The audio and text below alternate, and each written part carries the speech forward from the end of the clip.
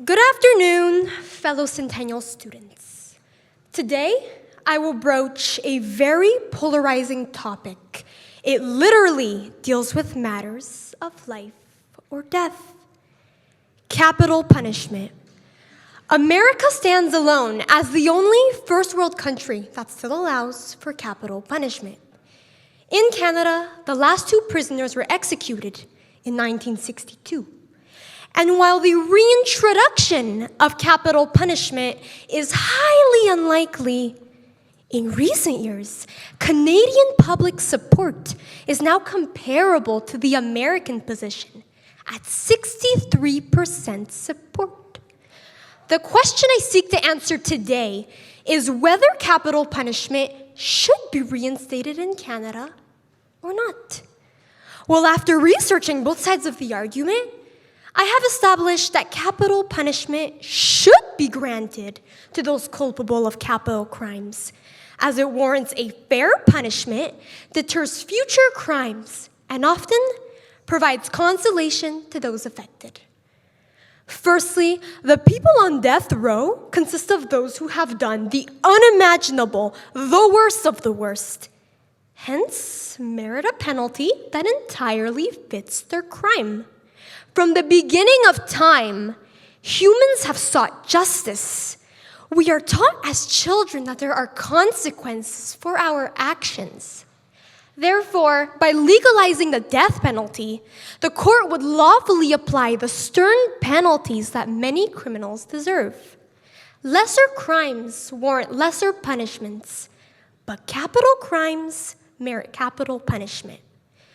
Furthermore, the legalization of capital punishment produces a biological deterrent that prevents future crimes from being committed.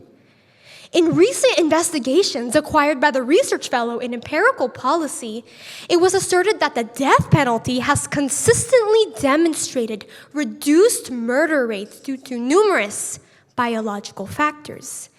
Humankind's vigorous survival instinct compels the mind to take any measure necessary in order to prevent one's life from being terminated. Thus, by legalizing the death penalty, the court generates neurological restraints upon society that prevent future homicides from reoccurring. Lastly, the death penalty often provides consolation to the victims' families. In the 1990s, the streets of Montreal were terrorized with bombs and killings led by the notorious Hells Angels biker boss Mom Boucher. In 1995, Boucher ordered a Jeep to be exploded, which led to the death of an 11-year-old boy called Daniel Desrochers. Desrochers died at the age of 11 years old, when today he would have been 38. Maybe with his own 11-year-old child. The gangster felt no remorse for his actions as he found pride and joy in bringing misery to the lives of countless other Montrealers. The victim's mother hoped for the execution of her son's killer, but it was never granted to her as the death penalty was abolished by the 1990s.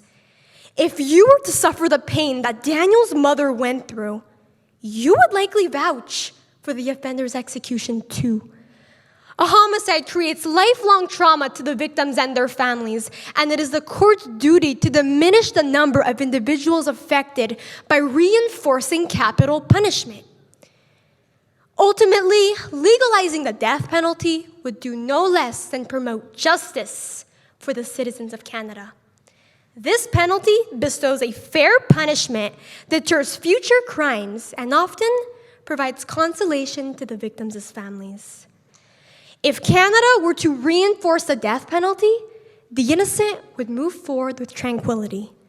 So if you advocate for justice, then you must defend the concept of capital punishment. Thank you.